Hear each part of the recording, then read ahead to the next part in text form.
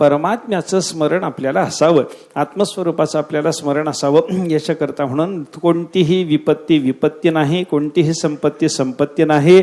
भगवंताचं विस्मरण हीच विपत्ती आहे आणि परमात्म्याचं स्मरण याच्यासारखी संपत्ती दुसरी कोणती नाही. अशा पद्धतीचं चिंतन आपण एका वचनाच्या आधाराने करून आलो. आणि भगवंताचं स्मरण सगळ्या विपत्तीतून आपल्याला मुक्त करणार आहे. हरिस्मृती सर्व विपद विमोक्षणम, सगळ्याच्या सगळ्या संकटातून मुक्त करणारं भगवंताचं स्मरण आहे. यस्य स्मरण मात्रेण जन्म संसार बंधनात विमुच्यते नमस्तस्मै विष्णवे प्रभू विष्णवे. अशा पद्धतीच्या वचनाचा विचार आपण केला. आणि व्यास महर्षींनी जगामध्ये हीन मनुष्य कोण हे सांगत असताना ज्याला भगवंताचं स्मरण नाही त्याची हीनता सांगितली. काल आपण चिंतन करून आलो. काही लोकांच्या मते, अर्थशास्त्र जाणणाऱ्या लोकांच्या मते जर आपण विचार केला तर ज्याच्याकडे धन नाही त्याला ते हीन म्हणतात. बाकीच्या कोणत्या लोकांना विचारलं आपण, सद्गुणाचा वगैरे विचार करणाऱ्या नीतिशास्त्रज्ञांना आपण विचारलं तर ते म्हणतात की बाबा गुणहीन असलेला मनुष्य जघन्य हीन आहे बरं का. अर्थशास्त्री म्हणतात धनहीन मनुष्य हीन आहे. नीतिशास्त्रज्ञ म्हणतात गुणहीन मनुष्य हीन आहे. पण सगळ्या पुराणाचं आणि सगळ्या शास्त्राचं मर्म जाणणारे व्यासमहर्षी सारखे महात्मे त्यांचं मात्र म्हणणं असं आहे की बाबा नारायण स्मरणहीन जनो जघन्य. हा ज्याच्या अंतःकरणाला नारायणाचं स्मरण नाही, परमात्म्याचं आठवण ज्याला नाही, परमात्म्याचं विस्मरण ज्याला झालेलं आहे, अशा मनुष्यासारखा जघन्य हीन कोणीही नाही असं चिंतन आपण करून आलो.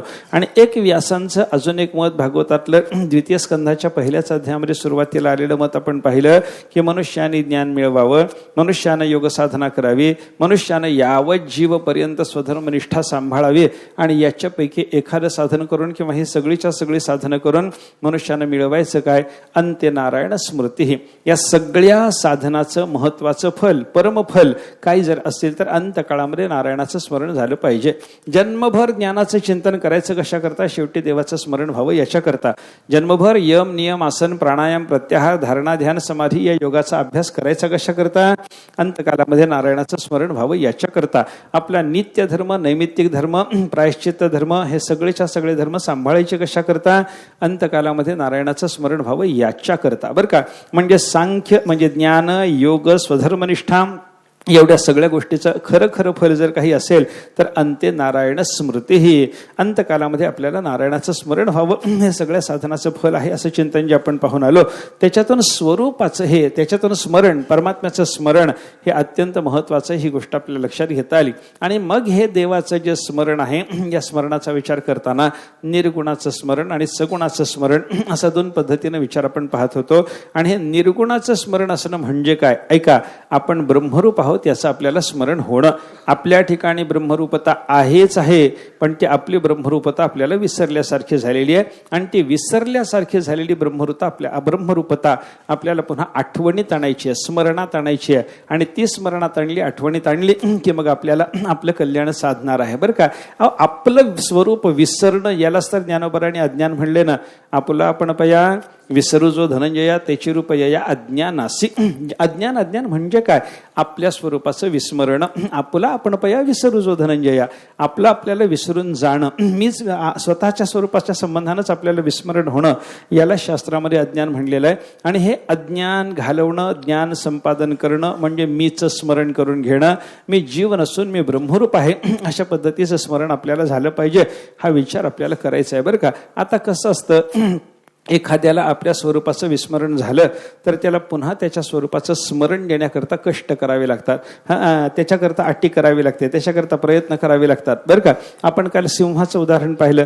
ज्या सिंहाच्या छाव्याला स्वतःच्या सिंहपणाचं विस्मरण झालेलं होतं, ऐका, त्याला त्याचा सिंहपणा जाणवून देण्याकरता सिंहाला खटपट करावी लागली की नाही. आपण काल त्याचा विचार करून आलो. सिंहाला त्याला ओरडून दाखवावं लागलं, असंच तू ओरड म्हणावं लागलं. तो ब्याब्या करायला लागला तरी पुन्हा पुन्हा त्याला नाही बाबा असं नाही, तुझं हे ब्याब्या करणं खोटं आहे, तुझा आवाज माझ्यासारखा आहे हे त्याला समजावून सांगावं लागलं. त्याच्यावरही त्याचं काम भागलं नाही. तेव्हा त्याला एका सरोवरात नेऊन आपलं प्रतिबिंब त्याचं प्रतिबिंब सारखं सारखं कसं आहे, माझ्या गळ्यात जशी आयाळ आहे तशी तुलाही आयाळ आहे, त्या शेळ्यांना आयाळ नाही, त्याच्यामुळे तुला स्वतःला शेळी समजायचं कारण नाही हे त्याला समजून द्यावं लागलं ना.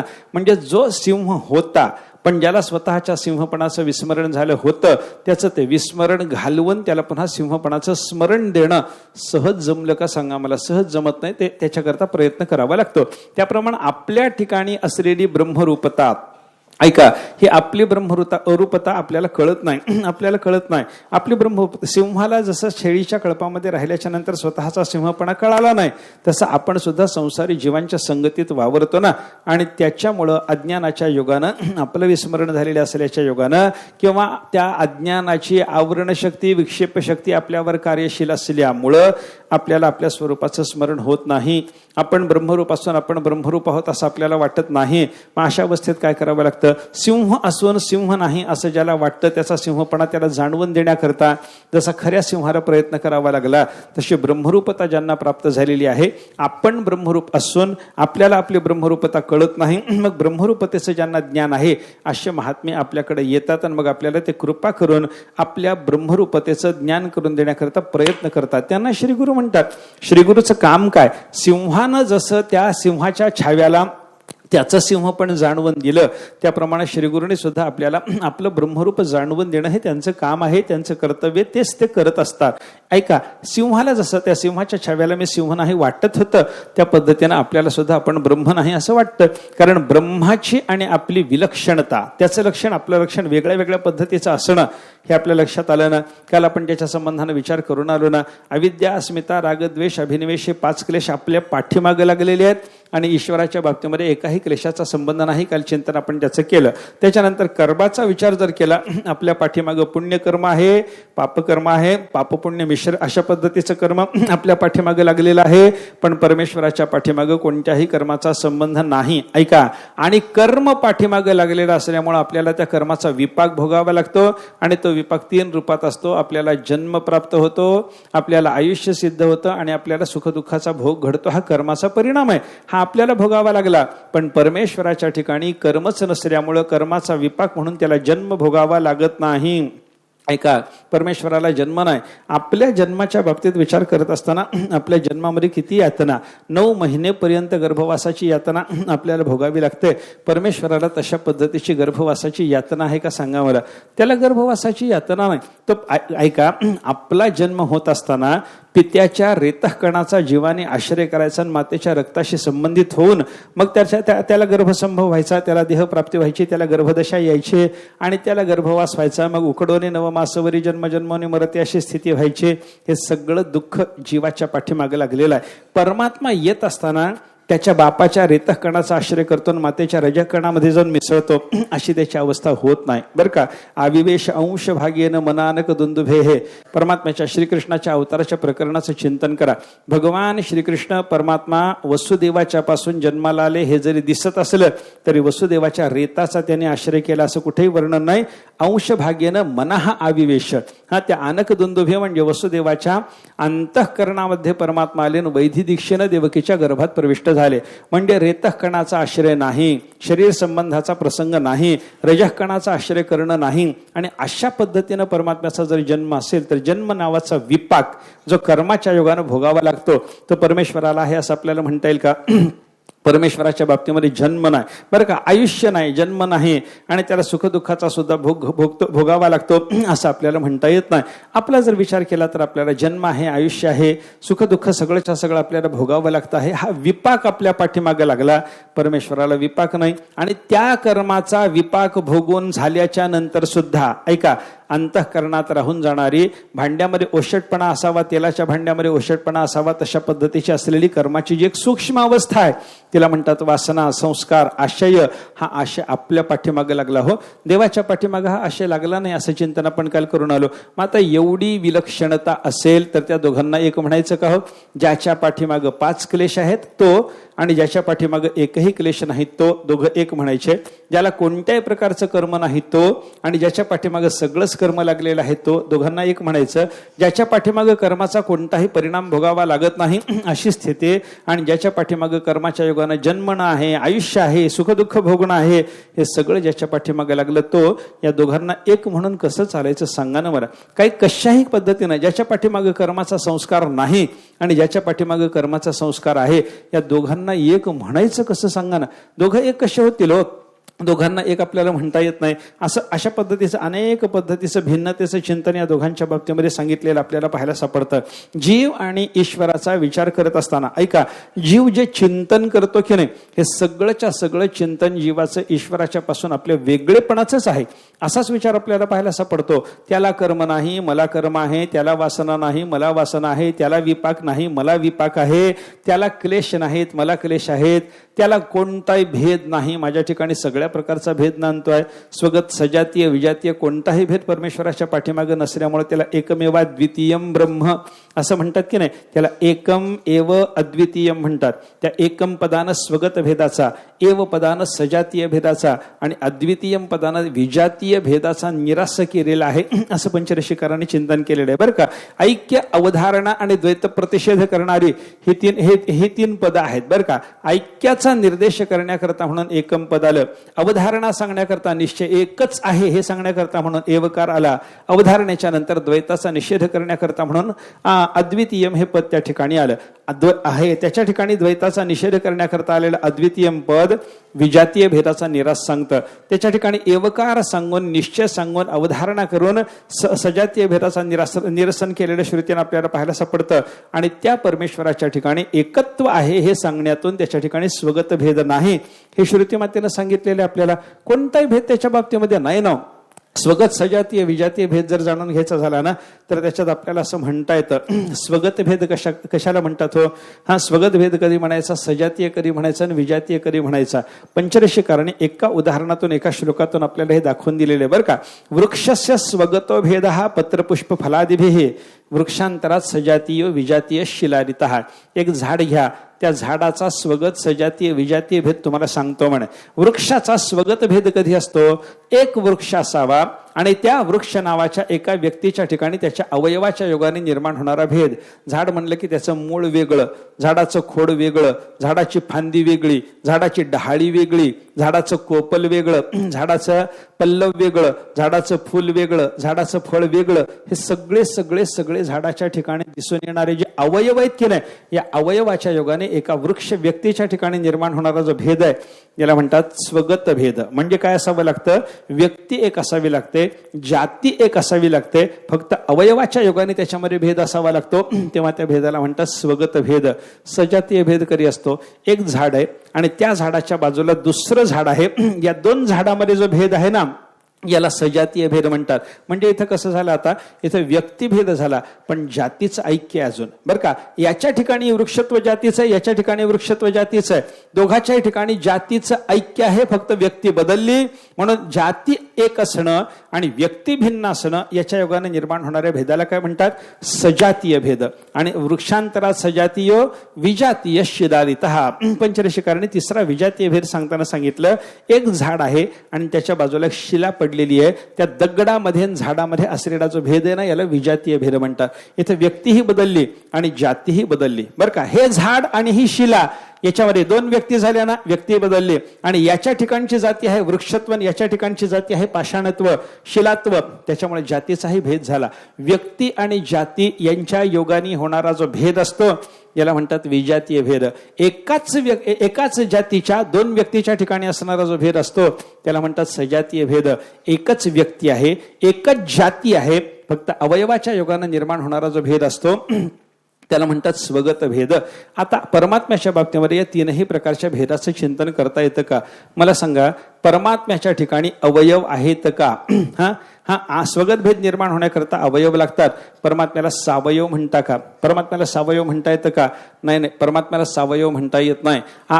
ते निरंश श्रुती संमत.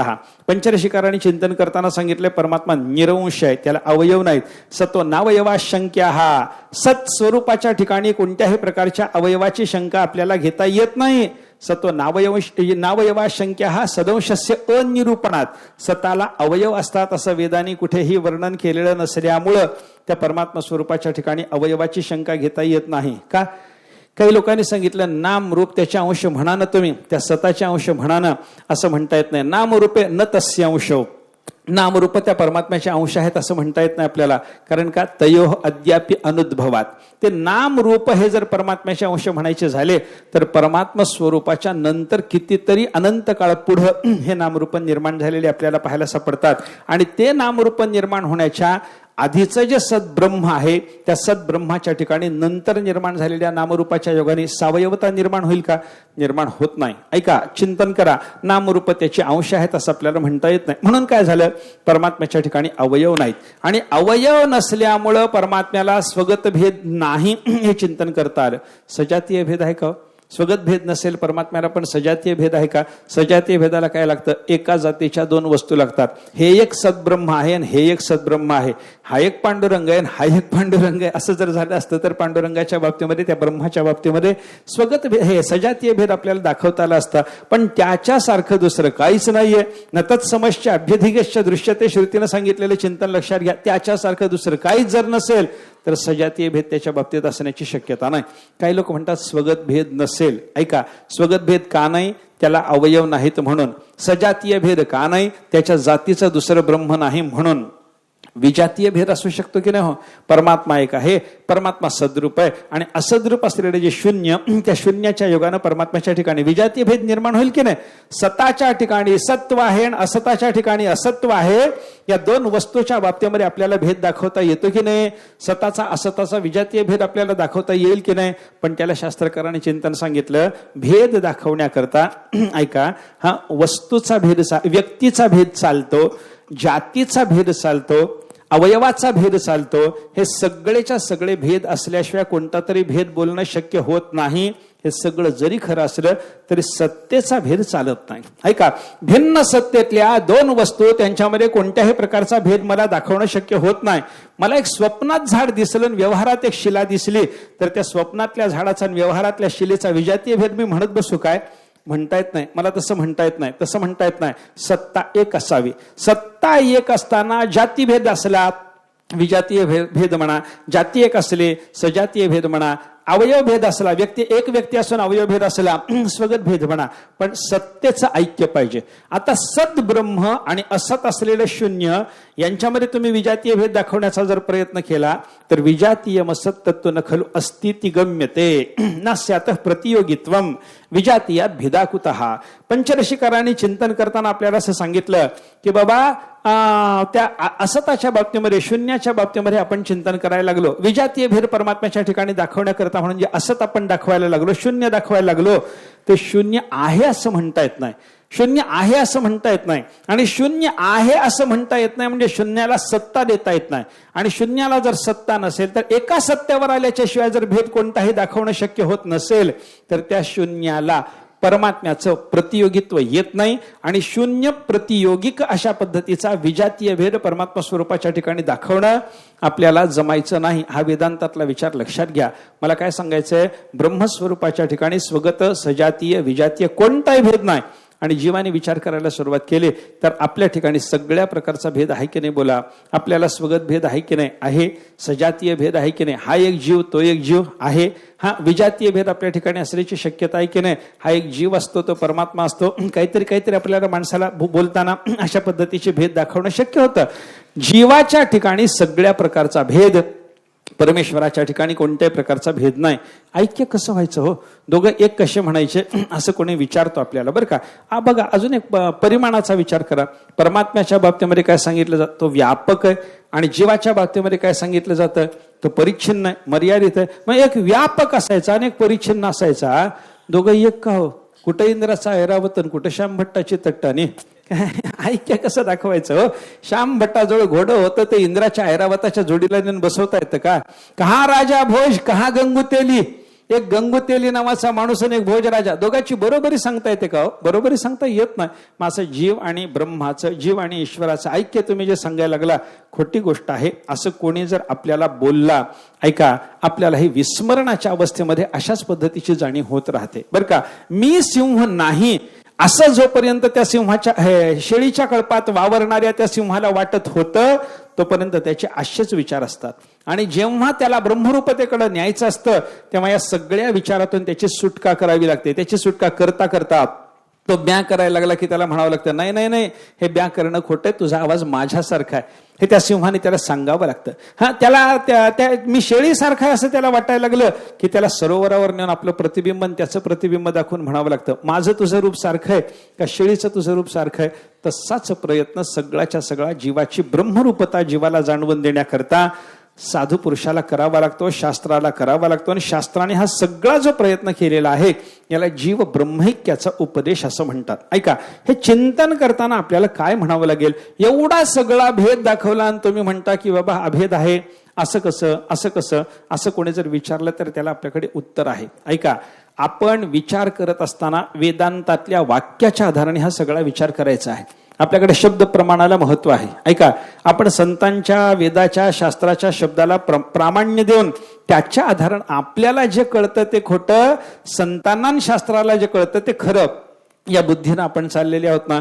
मग अशा अवस्थेमध्ये ऐका, जीवाची ब्रह्मरूपता संत महात्मे सांगतात का जीवाची ब्रह्माहून भिन्नता संत आणि शास्त्र सांगतं, याचा विचार करा. ब्रह्मरूपता सांगतात, देवची बरे देवची बरे तुका म्हणे खरे तुम्ही. ऐके नाही, तुका म्हणे हा तो स्वये परब्रह्म मूर्ख नेणे वर्म संत चरण वगैरे वगैरे वचनांचा विचार आपण करा. तुम्ही देवरूप आहात, हा जो ब्रह्मरूप आहे असाच बोध वेदांत आणि संत महात्मे करतात. ऐका, मग हा बोध खरा आहे त्याच्यावर निष्ठा ठेवायची आहे. आपल्याला कळतं ते खोटं आहे, मग आपल्याला कळतं ते खोटं आहे, ते खोटं कसं आणि संतांनी जे सांगितलं शास्त्राने जे सांगितलं ते खरं कसं हे जाणून घेण्याकरता जो प्रयत्न करावा लागतो तो प्रयत्न आपल्याकडून सद्गुरू करून घेत असतात बरं का. यालाच उपदेश म्हणतात. तर संतांनी केलेला उपदेश कसा असतो? संत महात्मे पहिल्यांदा आपल्याला सांगतात तू ब्रह्मरूप आहेस. पटत नाही. मग संत महात्मे त्याला सांगतात की बाबा तुझा जो विचार चाललाय, जीव आणि ईश्वराची भिन्नता पाहण्याचा तुझा जो विचार आहे हा कोणत्या वचनाच्या आधाराने चाललाय आणि जीव ब्रह्माची ऐक्यता एकता मी जे तुला सांगायला लागलो ती कोणत्या वचनातून आहे याचा विचार कर. वेदांतामध्ये 2 वाक्यांचा विचार येतो. एकाला अवांतर वाक्य म्हणतात, एकाला महावाक्य म्हणतात. वाक्यच असतं. वाक्य म्हणजे काय? वाक्य म्हणजे अक्षराचा पुंजका ज्ञानोबराने सांगितलं आपल्याला. पण अक्षराचा पुंजका नुसता मांडला म्हणजे वाक्य होत नाही बरं का. त्याला सार्थता असावी लागते. त्याच्यामध्ये कर्ता कर्म क्रियापद काहीतरी संगती असावी लागते. नुसते शब्द मांडले म्हणजे वाक्य होत नाही. आमचे गुरुजी विनोदानं सांगत होते, कुशाकाशी गाय पाटी हे वाक्य आहे का हो? सांगा ना, कुशाकाशी गाय पाटी असं मी जर लिहिलं तर हे अक्षराचा पुंजका झाला की नाही? झाला. हे शब्द झाले की नाही? कुशा शब्द आहे, काशी शब्द आहे, गाय शब्द आहे, पाटी शब्द आहे. वाक्य झालं का? पण हे वाक्य होत नाही. त्याला सार्थता पाहिजे, त्याच्यातून काहीतरी बोध झाला पाहिजे. याच्यात कर्ता कोण कळालं पाहिजे, कर्म काय कळालं पाहिजे, काय क्रिया कोणती चालली हे कळालं पाहिजे. हे सगळं होईल त्यावेळेला त्याला वाक्य म्हणतात ना. वाक्याचा विचार करत असताना वेदांतात 2 वाक्य येतात, अवांतर वाक्य, महावाक्य. अवांतर वाक्य काय करतं? अवांतर वाक्य जीव किंवा ईश्वराचं स्वरूप सांगण्याकरता येतं. एखादं अवांतर वाक्य येतं जीवाचं स्वरूप सांगण्याकरता. जीव कसा आहे हे एखाद्या वाक्याने सांगितलेलं असतं. ईश्वर कसा आहे हे एखाद्या वाक्याने आपल्याला सांगितलेलं असतं. आणि महावाक्य कशाला म्हणतात? या दोघांचं ऐक्य सांगणारं जे वाक्य त्याला म्हणतात महावाक्य. 4 वेदामध्ये एकंदर 4च महावाक्य आलेली पाहायला सापडतात. ऋग्वेदात आलं प्रज्ञानम ब्रह्म, यजुर्वेदात आलं अहम ब्रह्मास्मी, सामवेदात आलं तत्वमसी आणि अथर्व वेदात आलं अयमात्मा ब्रह्म. ही 4 महावाक्य 4 वेदामध्ये आलेली आपल्याला पाहायला सापडतात. ऋग्वेदात प्रज्ञानम ब्रह्म हेच वाक्य आहे, हे एकच वाक्य. महावाक्याचा विचार करत असताना महावाक्य फार नाहीत. ऐका, अवांतर वाक्य पुष्कळ असतात. मला सांगा, सिद्धांताची वाक्य पुष्कळ असतात की समजावणीची वाक्य पुष्कळ असतात? समजावणीची वाक्य. मी जे बोलतो त्याच्यामध्ये आपल्याला काही चिंतना करता जे विस्ताराचं बोलावं लागतं ते जास्त असतं का त्याच्यात जो एक महत्वाचा सिद्धांत आपल्याला समजावून घ्यायचा आहे ते जास्त असतं.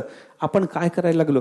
कालपासून आपला विचार काय चालला? एक स्मरण, आत्मस्वरूपाचं स्मरण, जीव ब्रह्मैक्य ज्ञानाचं स्मरण, आपल्या ब्रह्मरूपतेचं स्मरण, एवढाच विषय समजून घेण्याकरता 2 घंटे प्रयत्न चालला ना, आपला खटाटोप चालला ना. मग हा सगळा चाललेला खटाटोप विस्तार जो आहे, या विस्तारात मी जे बोलायला लागलो हे सगळी अवांतर वाक्य. जीवाचं स्वरूप सांगण्याकरता आलेलं वाक्य अवांतर, ईश्वराचं स्वतंत्र रीतीनं स्वरूप सांगण्याकरता आलेलं वाक्य ते सुद्धा अवांतर वाक्य. पण जीव आणि ईश्वर या दोघांची एकता आहे, दोघे एक आहेत असं सांगणारं जे वाक्य असतं त्याला म्हणतात महावाक्य. ऐका, महावाक्य काय करतं? दोघाचं ऐक्य सांगतं आणि अवांतर वाक्य काय करतं, फक्त एका एकाचं स्वरूप सांगतं. आपण काय करतो, एका एकाचं स्वरूप सांगणारी दोन वेगळी वाक्य एका ठिकाणी करतो आणि विचार करायला लागतो. ईश्वराचं स्वरूप सांगणार एक वाक्य आणि त्याच्या विरुद्धतेनं जीवाचं स्वरूप सांगणार एक वाक्य, हे दोन अवांतर वाक्य डोळ्यासमोर धरायचे आणि हे दोघं वेगळे आहेत म्हणत बसायचं. असं आपलं चाललंय बरं का. चिंतन करताना स्वरूप समजावून घ्यायचं असेल, जीवाचं किंवा ईश्वराचं स्वतंत्र रीतीनं स्वरूप समजावून घ्यायचं असेल, अवांतर वाक्य डोळ्यासमोर धरा. पण या दोघांच्या ऐक्याचं चिंतन करायचं असेल तर मग त्याच्याकरता महावाक्यच डोळ्यासमोर धरलं पाहिजे. ऐका, अवांतर वाक्य डोळ्यासमोर धरतो आणि ऐक्याचा विचार करतो म्हणणाऱ्याला ऐक्य कधीच गवसत नाही. आणि महावाक्य डोळ्यासमोर धरतो आणि जीव ब्रह्माचा भेद सिद्ध करण्याचा प्रयत्न करतो म्हणणाऱ्याला तसं कधीच साधत नाही. हे चिंतन करा. वेगवेगळ्या पद्धतीने आपल्याला याचा विचार करावा लागतो. हे भेदाचं चिंतन, ऐका, जीव आणि ईश्वर यांच्या भेदाचं चिंतन करत असताना आपण अवांतर वाक्यानं चिंतन करतो, हे लक्षात घ्या. एक गोष्ट अजून एक चिंतन करा, आपण जीव आणि ईश्वराच्या भेदाचा विचार करत असताना आणि ऐक्याचा विचार करत असताना त्यात दोन वाक्यामध्ये आले, हे महावाक्यामध्ये आलेल्या पदाचा विचार करत असताना तत् आणि त्वम, महावाक्यामध्ये तत् एक पद आलं, त्वम एक पद आलं. त्वम पद आहे जीवाचं बोधक आणि तत्पद आहे ईश्वराचं बोधक. आता मला सांगा, ईश्वर आणि जीव या दोघांचं ऐक्य सांगणारं अशी पद त्या वाक्यात आलं की तत्वमसी महावाक्याने जीवाचं आणि ईश्वराचं ऐक्य सांगितलं. मला सांगा, जीव आणि ईश्वराचं ऐक्य असतं का कुटस्थ आणि ब्रह्माचं ऐक्य असतं? कोणाचं ऐक्य? जीव आणि ईश्वराचं ऐक्य की कुटस्थ आणि ब्रह्माचं ऐक्य?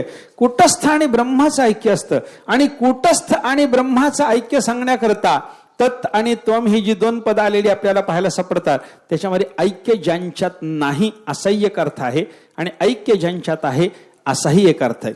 तत् आणि त्वमचा एक अर्थ असा आहे की त्यांच्यात ऐक्य कधीच होत नाही आणि तत् आणि त्वमचा असा एक अर्थ आहे की त्यांच्यामध्ये नेहमी ऐक्य आहेच आहे. बरं का. तत्चा वाच्यार्थ आणि त्वमचा वाच्यार्थ बघा, त्यांच्यामध्ये एकता सांगता येईल का? सांगता येत नाही. आणि तत्त्वमचा लक्षार्थ जर आपण पाहायला लागलो तर त्याच्यामध्ये एकता आपल्याला सांगता येईल की नाही? सांगता येते. ऐका, वेगवेगळ्या पद्धतीने असं चिंतन आपल्याला करावं लागेल. बरं का. काय असतं,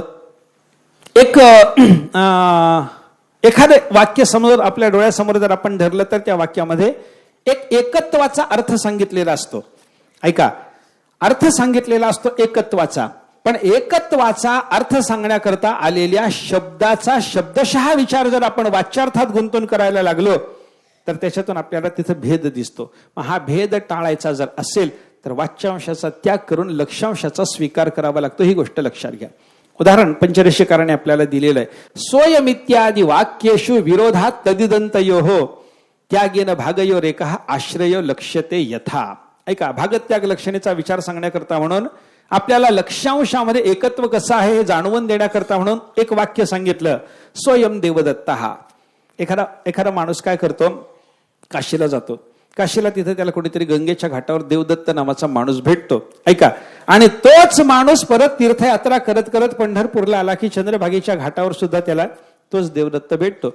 आणि बरोबरीच्या माणसाला तो सांगायला लागतो, अरे स्वयंदेव, तोच हा देवदत्त, तोच हा देवदत्त, तोच हा देवदत्त म्हणताना जो काशीला भेटला, जो त्या दिवशी भेटला, तोच हा, त्या काळातला तोच हा, असं सांगायचं असतं. आता सहा आणि अयम आणि देवदत्त हा या तीन पदाचा विचार करा. सहा म्हणजे तो, अयम म्हणजे हा आणि मग देवदत्त आपल्याला विचारात घ्यायचा तो. ऐका, याच्यामध्ये आपण सहा आणि अयम मध्ये एकता दाखवू शकतो का? तो आणि हा या शब्दांनी सांगितल्या जाणाऱ्या पदार्थामध्ये आपल्याला ऐक्य दाखवता येणं शक्य आहे का? शक्य नसतं. तो म्हणजे तिथला, तो म्हणजे परोक्ष, हा म्हणजे अपरोक्ष, डोळ्यासमोर असलेला. तो म्हणजे तिथला, हा म्हणजे इथला.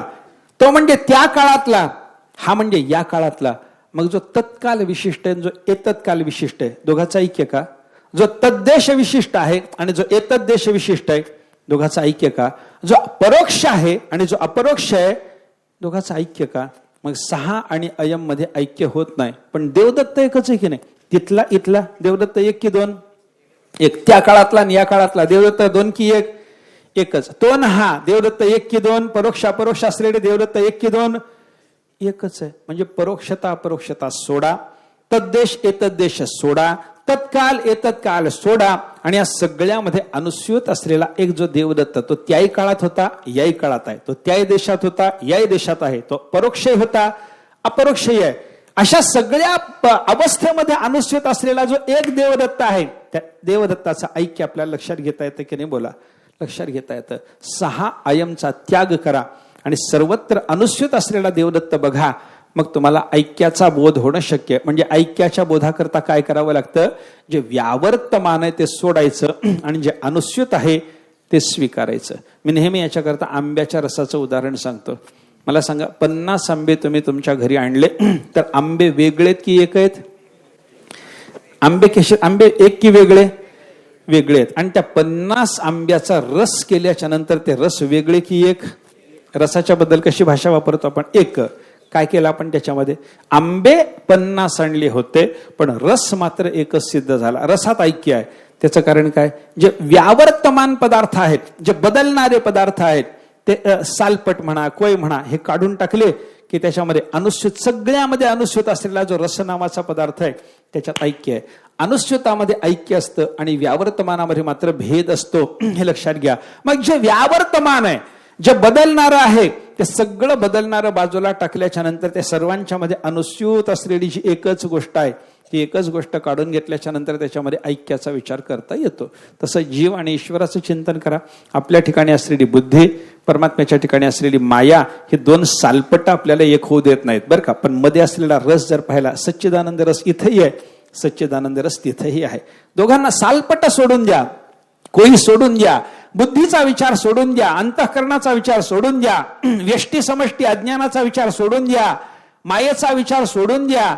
हे जीव आणि ईश्वराच्या ठिकाणी असणारे सगळेच्या सगळे उपाधी भाग सोडून दिल्याच्या नंतर त्या उपाधीनी उपहित झालेलं जे चैतन्य आहे, मला सांगा, 50 मडकी मांडली किंवा एक मोठं एक लहान मडकं मांडलं, तर त्या लहान आणि मोठ्या मडक्यामध्ये असलेलं जे आकाश आहे त्याला घटाकाश, मठाकाश नाव जरी आलेलं असलं तरी ते आकाश एक आहे का वेगळी वेगळी येतो? आकाश एकच आहे. फक्त घटमठाचा उपाधी बाजूला सारावा लागतो. हे रांजण म्हणणं सोडा, मग रांजणातलं मोठं आकाश आणि बोळक्यातलं लहानसं आकाश. कोणी म्हणत नाही बोळकं लहान आहे, हा रांजण मोठा आहे, पण या लहान मोठ्या उपाधीचा निराश केल्याच्या नंतर आकाश जसं एक आहे, तसं बुद्धी नावाचा उपाधी, व्यष्टी अज्ञान नावाचा उपाधी लहान आहे आणि समष्टी अज्ञान नावाचा, माया नावाचा उपाधी मोठा. एक रांजण आणि एक बोळकं आहे. ते रांजण आणि बोळकं बाजूला केल्यानंतर त्याच्यामध्ये अनुस्यूत असलेलं आकाश जसं एक आहे, तसं ईश्वरामध्ये असलेलं सच्चिदानंद तत्व आणि जीवामध्ये असलेलं सच्चिदानंद तत्व दोन्ही एक आहेत. ऐका, सिंहाला सांगावं लागलं ना, त्याला सरोवरावर नेऊन बोलावं लागलं ना, तुझं प्रतिबिंब बघ, माझं प्रतिबिंब बघ, दोघांचं प्रतिबिंब सारखं असल्यामुळे आपण दोघं एक आहोत. तसं जीवाला सुद्धा सांगावं लागतं, तू सच्चिदानंद रूप आहेस आणि तुझ्या ठिकाणी असलेली सच्चिदानंद रूपता परब्रह्मासारखीच आहे, त्याच्यामुळे तुला परब्रह्म म्हणावं लागतं. जीवाच्या ठिकाणी सद्रूपता आहे की नाही, थोडं चिंतन करा. सच्चित आनंद, आपण सच्चित आनंद कसे आहोत विचार करा. आपल्याला सद्रूपता आहे की नाही? बोला, आपण सद्रूप आहोत की? बोला की, थोडं तुमच्याकडून येऊ द्या की. तुम्हाला कसं वाटतं, आपण सद्रूप की असद्रूप? हा, कशा आहोत? कोणतरी असत म्हणलं बघा आता. आपण कसे आहोत सांगा, सद्रूप की असद्रूप? सद्रूप आहोत, आपण सद्रूप आहोत बरं का. बघा तुम्ही, सद्रूपतेचं लक्षण काय? जो पदार्थ भूतकाळात होता, भविष्य काळात राहणार आणि वर्तमान काळात आहे, त्रिकालातही ज्याचा बाध नाही, त्या पदार्थाला सत्य म्हणतात की नाही? सत्यत्वम बाधराहित्यम, 3ही काळात विद्यमान असणाऱ्या पदार्थाला सत्य म्हणायचं. मला सांगा, आपण माग होतो की नाही? होतो. पुढं राहणार की नाही? राहणार. आता आहोत की नाही? शंकाच नाही. आता आहोत की नाही याच्याबद्दल शंका असायचं काही कारण आहे का? माग होतो की नाही? मागही आपण होतो बरं का. काय माग होतो हे आपल्याला जरी कळत नसलं, ज्ञानोबरायने ते भगवंताच्या मुखातून अर्जुनाला सांगितले, पा तरी तू गाहे नेणसी पै जन्मे आम्हा तुम्हासी बहुते गेली परी तिये नस्मरसी आपुली तू. ज्ञानेश्वर भगवान अर्जुनाला बोलायला लागले, अर्जुना, अरे तुला मला बरेच जन्म झाले, माझे तुझे बरेच जन्म झाले, पण ते सगळे झालेले जन्म मला आठवणीत आहेत, तुला मात्र स्मरण नाही त्याचं. मागे जन्म आपले अनंत झालेले जर असतील तर मागं आपण होतो म्हणायचं की नव्हतो म्हणायचं? बरं ते जाऊ द्या, फार जुनं जाऊ द्या. याच शरीराच्या बाबतीतलं बघा, भामतीकाराचं एक फार छान वाक्य आहे, या अहम बाल्ये पितरावन्वभवम स एवाहम अधुना स्थाविरे प्रणप्त्रोन अनुभवामी. एक जख्ख म्हातारा झालेला मनुष्य म्हणतो की बालवयामध्ये जो मी माझ्या मायबापाच्या अंगाखांद्यावर खेळत होतो तो आता मी म्हातारपणामध्ये माझ्या पंतवांना अंगावर खेळवायला लागलो. म्हणजे पंतू होईपर्यंत हा जगलाय. म्हणजे माग होता म्हणून आता आहे का माग नव्हता म्हणून आता आहे? माग होता म्हणजे भूतकाळातली विद्यमानता. आत्ता नातवांचा अनुभव घेतो आहे म्हणजे वर्तमान काळातली विद्यमानता. बरं मेल्यानंतर राहणार आहे की नाही? राहणार आहे हो. वासांसी जीर्णानि यथा विहाय नवानि गृह्णाति नरोपराणि तथा शरीराने विहाय जीर्णानि अन्यानि संयाते नवानि देही. दुसऱ्या शरीरामध्ये जाणार आहे म्हणजे राहणार की नाही? राहिल्याशिवाय दुसऱ्या शरीरामध्ये जाईल का हो? त्याला दुसऱ्या शरीराचा स्वीकार. एक मला सांगा, वेदांतामध्ये असं सांगितलंय की बाबा ते गवतावर फिरणारी जी आळी असते ना, तृणजलुका म्हणतात त्याला, तृणजलुका. ही आळी काय करते? गवतावर अशी सरकत सरकत सरकत पुढे जाते आणि दुसऱ्या काडीला धरते. दुसऱ्या काडीला धरलं की पहिली काडी सोडते आणि दुसऱ्या काडीवर तिचं चालणं सुरू होतं. हे पहिली काडी सोडून दुसरी काडी धरणं हे आळीचं जसं चालू आहे तसं जीवाचं पहिला देह सोडून दुसरा देह धरणं चालू आहे. मग पहिल्या काडीवर आळी होती आणि दुसऱ्या काडीवर तीच आळी नसून दुसरी आली का हो? दुसरी आलेली नाही. म्हणजे दुसऱ्या काडीवर गेल्याच्या नंतर तीच जर आळी असेल तर पहिला देह सोडून दुसऱ्या देहावर गेलेला तो जीव तो पहिलाच आहे म्हणावं लागेल ना. म्हणजे भविष्य काळातही आपली विद्यमानता आहे. भूतकाळात आपण होतो, वर्तमान काळात आपण आहो, भविष्य काळातही आपण राहणार आहो. हे तीनही काळातलं आपलं विद्यमानत्व जीवाच्या ठिकाणी सद्रूपतेची सिद्धी करणार आहे. ऐका, आपण सद्रूप आहोत. बरं आपण चिद्रूप आहोत की नाही? चिद्रूप आहोत की नाही? आपल्या ठिकाणी ज्ञान आहे की नाही? ज्ञान आहे. मला सांगा, जागृतीमधलं ज्ञान, स्वप्नातलं ज्ञान, सुषुप्तीतलं ज्ञान, समाधीतलं ज्ञान, कोणतं ज्ञान? बघा, या सगळ्या ज्ञानाचा संबंध कोणाच्याकडे चालला सांगा ना. हे ज्ञान कोणाला? मला मला मला. आहे की नाही? जागृतीमध्ये इंद्रियांनी विषयाचा अनुभव आपण घेतला. स्वप्नामध्ये मनाने सगळ्याच्या सगळ्या मनःकल्पित विषयाचा, मनचे राहते एकले स्वप्ने जेवी असल्यामुळं मनातलेच विषय आणि मनानेच त्याचा अनुभव असं स्वप्नामध्ये घडलं. आणि सुषुप्तीमध्ये कोणताही विषय नसताना अज्ञानाचा आपल्याला अनुभव आला, अज्ञानाचं ज्ञान झालं. कारण जागा झालेला मनुष्य म्हणतो सुखमहम अपस्वाप्सम न किंचित अवेरिशम. मी सुखानं झोपलो होतो. प्रवचन कसं संपलं ठाऊक सुद्धा झालं नाही. सुखमहम अस्वाप्सम न किंचित अवेरिशम. काय ठाऊक नाही, पत्ता नाही, कुछ नाही. न किंचित अवेरिशम हे म्हणू शकतो की मनुष्य उठल्याच्या नंतर. म्हणजे टोपी झाडता झाडता हे म्हणावं लागतं. ऐक नाही, हे आहे की ह्याला काय म्हणायचं बरं सांगा? हे सुषुप्ती कालातलं ज्ञान. ज्या अर्थी सुषुप्तीतून उठलेल्या मनुष्याला सुषुप्तीमध्ये मी काही जाणत नव्हतो, सुखानं झोपलो होतो या अर्थी याचं स्मरण आहे. त्या अर्थी त्याला त्या सुषुप्तीच्या काळामध्ये अज्ञानाचं ज्ञान आहे. सुषुप्ती काळात अज्ञानाचा त्याला अनुभव आहे. ऐका, हे लक्षात घ्या. मी कशा करता बोललो? जागृतीत विषयाचा अनुभव घेतला, स्वप्नामध्ये कल्पित विषयाचा अनुभव घेतला, सुषुप्तीमध्ये अज्ञानाचा अनुभव घेतला, समाधीमध्ये परमात्मा स्वरूपाचा अनुभव घेतला. हे सगळे अनुभव घेणारा कोण आहे हो? हे अनुभव घेणारा कोण आहे? मी आहे. मी जागृतीत विषयाचा अनुभव घेतला, मी स्वप्न अनुभवलं, मी सुषुप्ती काळामध्ये अज्ञानाचा अनुभव घेतला, मी समाधीमध्ये परमात्माकार झालो. हे सगळं मी अनुभव सगळा कोणाकडे यायला लागला? मीकडे यायला लागला. आणि मीकडे अनुभव येतो याचा अर्थ मीकडे अनुभव आहे. आणि मीकडे अनुभव आहे म्हणजे मीकडे ज्ञान आहे. आणि मीकडे ज्ञान आहे म्हणजे मीकडे चिद्रूपता आहे. असं चिंतन करा. आणि मीकडे जर चिद्रूपता असेल, ऐका, त्याला ज्ञानरूपता जर असेल, अनुभव घेणारा तो जर असेल, तो चिद्रूप असल्यामुळं सगळ्याचं प्रकाशन करणारा तो जर असेल, तर मग त्याच्या ठिकाणी चिद्रूपता आहे. आणि चिद्रूपता, परमात्म्याच्या ठिकाणी चिद्रूपता, आपल्याही ठिकाणी चिद्रूपता, परमात्म्याच्या ठिकाणी सद्रूपता, आपल्याही ठिकाणी सद्रूपता. अजून ऐका, आनंद रूपतेचं चिंतन करा. परमात्मा जसा आनंद रूप आहे, आपण आनंद रूप नाही का? माणसं म्हणतात आम्ही कुठले आनंद रूप हो, किती दुःख आहे आमच्या पाठीमागं, आध्यात्मिक आधी भौतिक. अरे अरे अरे एवढं रडायचं काही कारणच नाही आपल्याला. पण माणसं असंच असतं, माझ्या पाठीमागे हे दुःख ते दुःख असं मनुष्य बोलतच असतं. हे जरी असलं तरी मला सांगा, आपल्या आत्मस्वरूपाच्या बाबतीमध्ये चिंतन करत असताना आपल्याला वेदांताने सांगितलेला विचार असा, आपली आनंद रूपता सिद्ध करताना बघा, कितीही दुःख असू द्या, आध्यात्मिक आधिभौतिक आधिदैविक हे सगळंच्या सगळं दुःख आपल्या पाठीमागं जरी असलं तरी मी राहावंच वाटतं की मी राहू नये असं वाटतं? सांगा मला. मी राहावंच वाटतं. आणि मी राहावंच वाटतं त्याचं कारण काय? मी आनंदरूप आहे म्हणून. मानभुवम ही भूयासमिती प्रेम आत्मनिवीक्षते. मी नसावं असं कोणालाही वाटत नाही, मी असलंच पाहिजे वाटतं. अरे एवढे दुःखाचे डोंगर आहेत, कसे काय करतोस, मर ना. नाही नाही नाही, मी राहिलो पाहिजे, मी राहिलो पाहिजे. आता रडलास ना, रडलो असेल पण मी राहिलो पाहिजे. याचा अर्थ काय झाला हो? विषयाच्या संबंधानं आपल्या ठिकाणी दुःखाची कल्पना जरी जीव करीत असला तरी स्वच्या बाबतीत विचार करत असताना मी राहावंच असं जे वाटतं, काय आहे? मीच्या बाबतीतलं प्रेम. आणि मीच्या बाबतीत प्रेम असण्याचं कारण काय? जो आनंद रूप असतं त्याच्यावरच प्रेम असतं. आनंदाच्या शिवाय दुसऱ्या वस्तूच्या ठिकाणी आपलं प्रेम नसतं. आणि मी राहावा अशी जर भावना असेल तर त्या मीच्या ठिकाणी आनंद रूपता आहे. तो प्रेमास्पद आहे, प्रेमास्पद आहे. आणि आत्मा परम प्रेमास्पद आहे. वेदांतातला विचार अजून बघा. बाकीच्या सगळ्या वस्तू आवडल्या आत्म्याकरता आणि आत्मा आवडला कोणाकरता? आत्म्याकरताच. बाकीच्या सगळ्या वस्तू आवडल्या. यज्ञवल्क्याने 12-14 विकल्पाने हा विषय आपल्याला समजावून सांगितलेला आहे बृहदारण्यकामरे, बरं का. नवारे बलिवर्धस्य कामाय बलिवर्ध हा प्रिय हा भवते, आत्मनस्तु कामाय बलिवर्ध प्रियो भवते. शेतकऱ्याला बैल आवडला. बैल बैला करता आवडला की माझ्या करता आवडला? स्वतः करता आवडला, आत्म्या करता आवडला. बायको बायको करता आवडली की स्वतः करता? स्वतः करता. नवरा नवऱ्या करता आवडला की स्वतः करता? स्वतः करता. घर दार पैसा शेती स्वतः करता की त्यांच्या करता? स्वतः करता. म्हणजे अन्य विषयाच्या ठिकाणी असलेलं प्रेम स्वतः करता आहे. आणि स्वतःवर असलेलं प्रेम कोणा करता हो?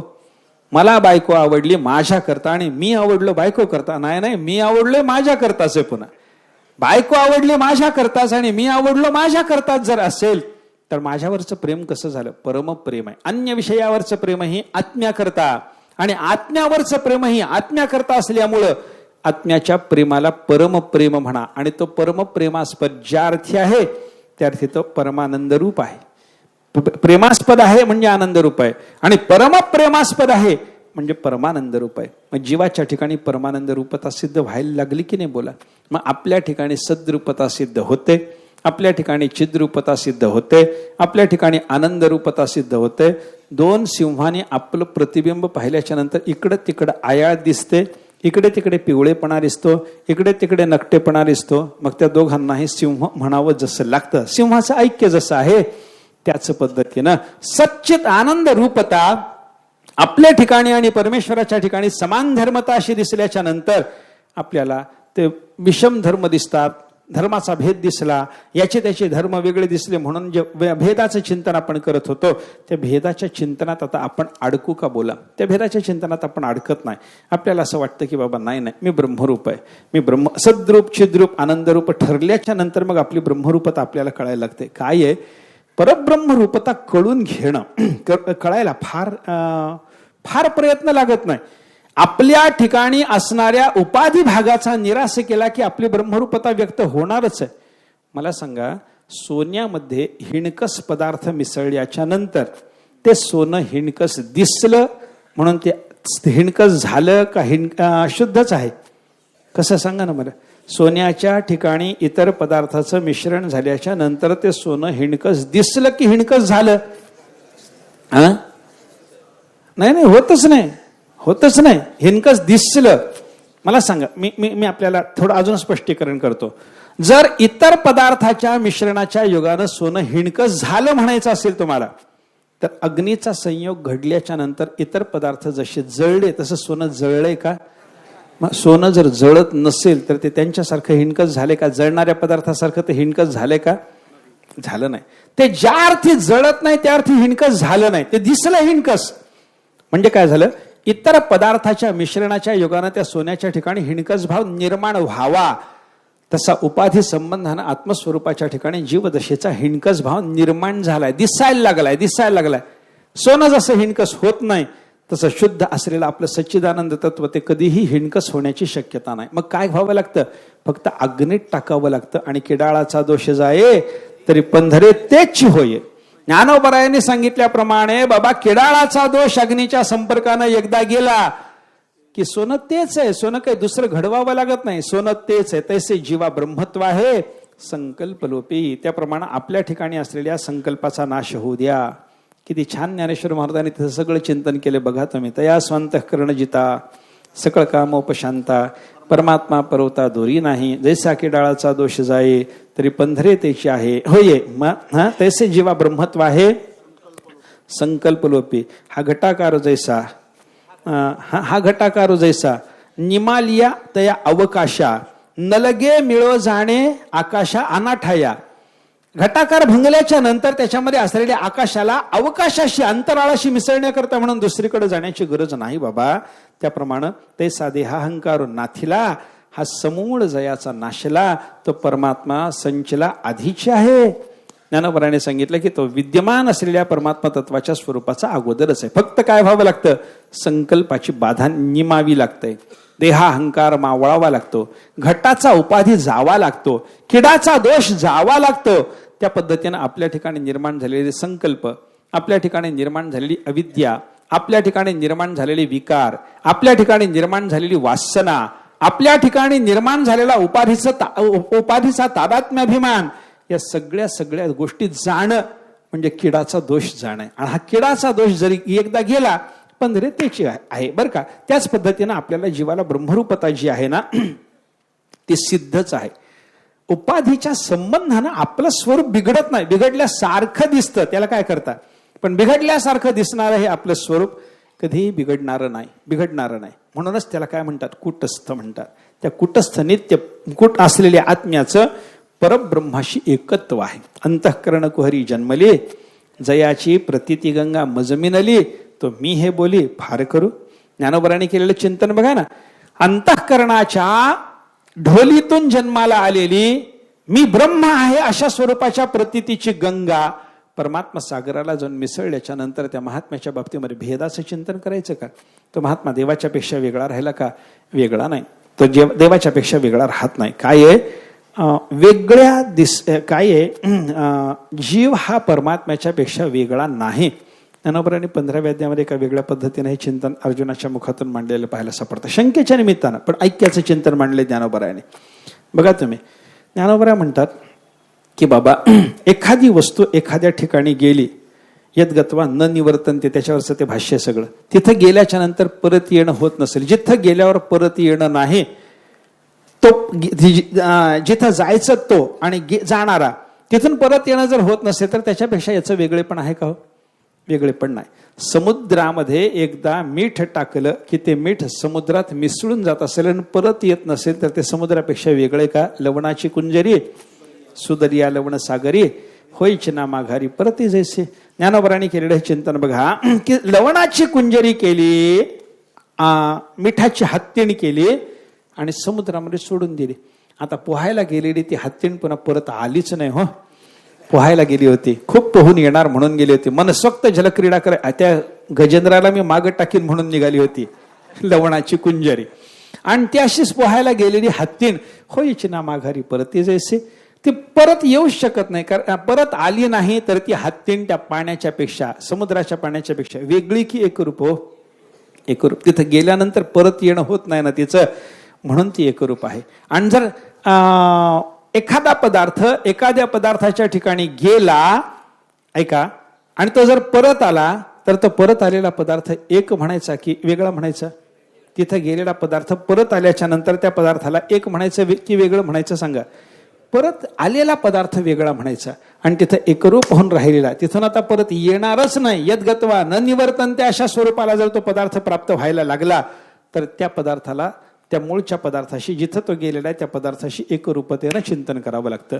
तसं अंतःकरण कुहरी जन्मली जयाची प्रतीती गंगा मजमिनली असं झालं तर तो पुन्हा परमात्मा स्वरूपातून बाजूला येतो की येत नाही याचं चिंतन करा. तो परमात्मा स्वरूपातून माघारी कधीही येत नाही. फुलावर गेलेला भुंगा फुलाहून परत येतो का? फुलातच समाविष्ट होतो. फुला गेले षटपद ते फुलेची होतो पा?